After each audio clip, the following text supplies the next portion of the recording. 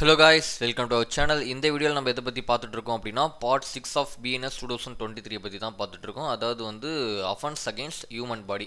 அதில் நம்ம ப்ரீவியஸாக அப்லோட் பண்ணியிருந்த வீடியோவில் கல்பபிள் ஹோமிசைட்னா என்ன அண்ட் மர்டர்னா என்ன அப்படின்றதுக்கான டெஃபினேஷன் பார்த்துருந்தோம். ஸோ அதுக்கான டிஃப்ரென்ஸ் பார்த்துருந்தோம்.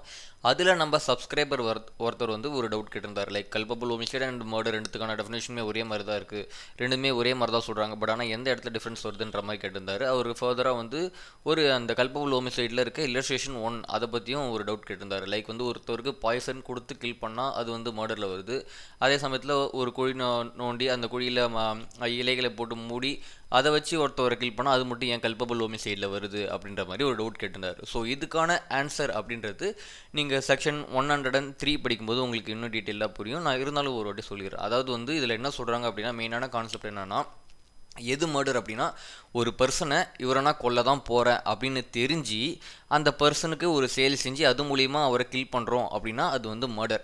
இப்போ கல்பபிள் ஹோமிசைடு எங்கே அது எந்த இடத்துல டிஃபர் ஆகுது அப்படின்னா, இந்த நபரை நான் வந்து கொல்லணும் அப்படின்னு போகாமல், லைக் வந்து நான் பண்ணுற ஒரு செயல்னால யார் வேணால் இறக்க வாய்ப்பு இருக்குது, இவரை கொல்லணுன்றதுக்காக தான் நான் பண்ணலை, நான் ஜென்ரலாக பண்ணேன், பொதுவாக வந்து யாரையா கொல்லணும்னு பண்ணேன், இவர் போய் இறந்துட்டார் அப்படின்னும் போது அது வந்து கல்பபிள் ஹோமிசைடில் தான் வரும். ஸோ இது வந்து நீங்கள் வந்து செக்ஷன் 103 படிக்கும்போது இன்னும் டீட்டெயில்டாக உங்களுக்கு புரியும்.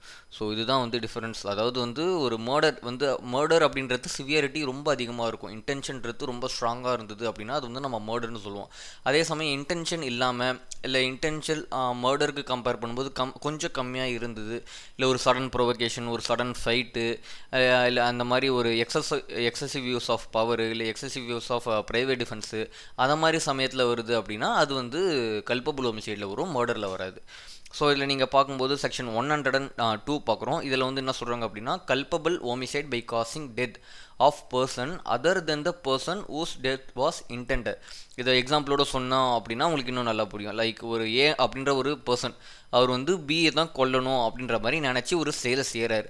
பட் ஆனால் அதில் வந்து அவர் வந்து பிஏ கொல்லாமல் தவறுதலாக வந்து சிஏ கொள்கிறாரு அப்படின்னா அந்த இடத்துல வந்து அவர் வந்து மர்டர் பண்ணல, கல்பபிள் ஹோமிசைடு தான் பண்ணுறாரு அப்படின்னு சொல்கிறது தான் இந்த செக்ஷனோட அப்ஜெக்டிவ்.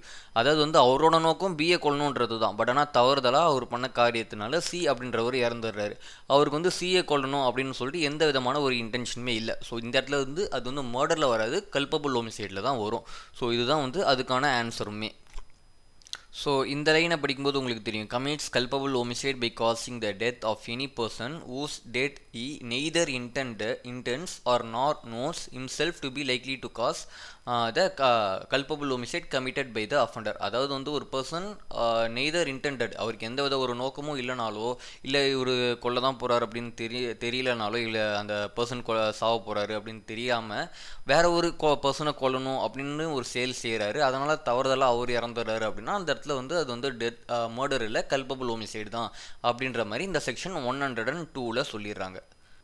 அண்ட் இந்த செக்ஷன் 103ல் என்ன சொல்கிறாங்க அப்படின்னா, அது வந்து ஒரு முக்கியமான செக்ஷன். ஏன்னா வந்து அதில் தான் வந்து பனிஷ்மெண்ட் ஃபார் மர்டர், அதாவது மர்டர் பார்த்துருந்தோம்ல நம்ம 101ல், அதுக்கு அந்த டெஃபினேஷனுக்கு உட்பட்டு ஏதாவது ஒரு செயல் செஞ்சு மர்டரில் கவர் ஆச்சு அப்படின்னா அதுக்கு என்னென்ன மாதிரி பனிஷ்மெண்ட் சொல்லிட்டு இந்த செக்ஷன் 103ல் சொல்கிறாங்க. ஸோ அதில் என்ன சொல்கிறாங்க அப்படின்னா, டெத் பனிஷ்மெண்ட், டெத் சென்டென்ஸ் இருக்கிறதுலே அதிகமான உச்சபட்ச தண்டனையாக டெத் சென்டென்ஸ் கொடுப்பாங்க. இல்லைனா வந்து அடுத்ததாக இம்ப்ரிசன்மெண்ட் ஃபார் லைஃப், அதாவது அவர் வாழ்நாள் ஃபுல்லாக சிறையிலேயே இருப்பார். And shall also liable to ஃபைனுமே அது கூட இருக்கும் அப்படின்ற மாதிரி சொல்கிறாங்க. அண்ட் தென் வந்து அடுத்த சப்செக்ஷனில் என்ன சொல்கிறாங்க அப்படின்னா, when group of 5 or more people acting in a common intention commits murder on the grounds of race, caste, community, sex, place of birth, language. So இந்த கிரவுண்ட்ஸ் அடிப்படையில் ஒரு 5க்கும் மேற்பட்ட நபர்கள் வந்து ஒரு மர்டர் பண்ணுறாங்க அப்படின்னா each member of such group, அதாவது அந்த 5 பேருமே வந்து பனிஷ்மெண்ட்டுக்கு வரும் தான். லைக் வந்து ஒரு 5 பேர் சேர்ந்து போய் ஒருத்தவனை கில் பண்ணுறாங்க அப்படின்னா அதில் ஒருத்தவர் தான் போய் கத்தியால் குத்தி கொள்கிறாரு அப்படின்னா அவருக்கு மட்டும் பனிஷ்மெண்ட் இல்லை, அந்த 5 பேருக்குமே வந்து பனிஷ்மெண்ட் தான். எப்போ அப்படின்னா அந்த basis of race, caste, sex, community, இல்லை பிளேஸ் ஆஃப் பர்த், அந்த லாங்குவேஜ், அந்த கிரவுண்ட்ஸ் அடிப்படையில், அதாவது டிஸ்கிரிமினேஷன் அடிப்படையில் அந்த 5 பேர் சேர்ந்து கொள்கிறாங்க அப்படின்னா ஒருத்தவரை இந்த சப்செக்ஷன் 2க்கு கீழே கவர் ஆவாங்க. அண்ட் அவங்களுக்குமான பனிஷ்மெண்ட்டுமே வந்து அந்த என்டையர் குரூப்புக்குமே வந்து என்ன பனிஷ்மெண்ட் கொடுப்பாங்க அப்படின்னா, லைக் நம்ம மேலே பார்த்துருந்த மாதிரி same death sentence and or imprisonment for life and also fine, அதுவுமே அவங்களுக்கு இருக்கும் அப்படின்னு சொல்கிறது தான் இந்த செக்ஷன் 103. அண்ட் இந்த 104ல் என்ன சொல்கிறாங்க அப்படின்னா punishment for murder by life convict. அதாவது வந்து ஏற்கனவே வந்து லைஃப் இம்ப்ரிசன்மெண்ட் வாங்கியிருக்க ஒரு பர்சன் ஒரு மர்டர் பண்ணுறாங்க அப்படின்னா அவங்களுக்கு என்னென்ன மாதிரி பனிஷ்மெண்ட் அப்படின்ற மாதிரி சொல்கிறாங்க. அதுலேயுமே வந்து சேம் டெத் சென்டென்ஸ் கொடுப்பாங்க. அடுத்து வந்து இம்ப்ரிசன்மெண்ட் ஃபார் லைஃப் அதுவுமே கொடுப்பாங்க. அண்ட் தென் வந்து அதாவது ஃபைனுமே கண்டிப்பாக இருக்கும். அண்ட் தென் வந்து அவருடைய வாழ்நாள் முடிகிற வரைக்கும் அவர் இறக்குற வரைக்கும் கண்டிப்பாக சிறையிலே தான் இருந்தாகணும். எந்த விதமான ஒரு கம்யூட்டேஷனுமே பண்ண மாட்டாங்க. அதாவது தண்டனையை குறைக்கவே மாட்டாங்க. ஸோ இதுதான் வந்து 104. அண்ட் நமக்கு இந்த செக்ஷன் 105ல் வந்து punishment for culpable homicide not amounting to murder. அதாவது நம்ம 100ல் பார்த்தோம்ல, செக்ஷன் 100ல் பார்த்ததில் கல்பபிள் ஹோமிசைட்னா என்ன அப்படின்ற மாதிரி சொல்லிட்டாங்க. அதாவது வந்து எல்லா மர்டருமே வந்து எல்லா கொலையுமே வந்து கல்பபிள் ஹோமிசைடு தான். அதில் சர்டின் கண்டிஷன்ஸ் இருந்தால் அது வந்து மர்டராக ஆகும். மற்ற எல்லாமே கல்பபிள் ஹோமிசைடாக தான் இருக்கும். ஸோ அந்த கல்பபிள் ஹோமிசைடு ஒருத்தர் பண்ணுறாரு அப்படின்னா அவங்களுக்கு என்னென்ன மாதிரி பனிஷ்மெண்ட் அப்படின்னா அதிகபட்ச தண்டனை வந்து லைஃப் இம்ப்ரிசன்மெண்ட் தான் கொடுப்பாங்க. அதாவது வந்து இந்த கல்பபிள் ஹோமிசைடுக்கு டெத் சென்டென்ஸ் கிடையாது, லைஃப் இம்ப்ரிசன்மெண்ட் தான். அதாவது வாழ்நாள் ஃபுல்லாக ஜெயிலில் இருப்பாங்க அப்படின்றது தான் அதிகபட்ச தண்டனை. அண்ட் வந்து குறைஞ்சபட்ச தண்டனையாக வந்து மினிமம் 5 இயர்ஸ்லேருந்து அதிகபட்சம் 10 இயர்ஸ் வரைக்கும் கொடுப்பாங்க. ஸோ இதுதான் வந்து கல்பபிள் ஹோமிசைடுக்கான பனிஷ்மெண்ட்.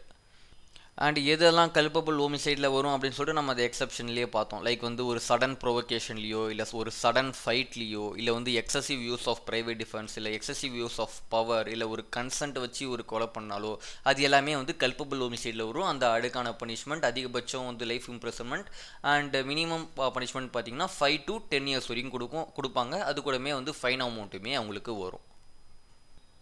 அண்ட் அடுத்த செக்ஷன் 106. இதில் என்ன சொல்கிறாங்க அப்படின்னா காசிங் டெத் பை நெக்லிஜென்ஸ். அதாவது ஒரு கவனக்குறைவுனால ஒரு மரணம் ஏற்படுது அப்படின்னா அதுக்கு என்னென்ன மாதிரி பனிஷ்மெண்ட் அப்படின்ற மாதிரி சொல்கிறாங்க. லைக் வந்து by doing any rash or negligent act not amounting to culpable homicide. அதாவது கல்பபிள் ஹோமிசைடில் வராத சில மனித இறப்புகள் இருக்குதுல்ல, ஸோ அதுக்கு என்னென்ன பனிஷ்மெண்ட் அப்படின்னா மே எக்ஸ்டெண்ட் டு 5 இயர்ஸ். அதாவது அதிகபட்ச தண்டனை வந்து 5 இயர்ஸ் தான் இருக்கும். அதாவது அது கூடவே வந்து ஃபைன் அமௌண்ட்டும் இருக்கும்.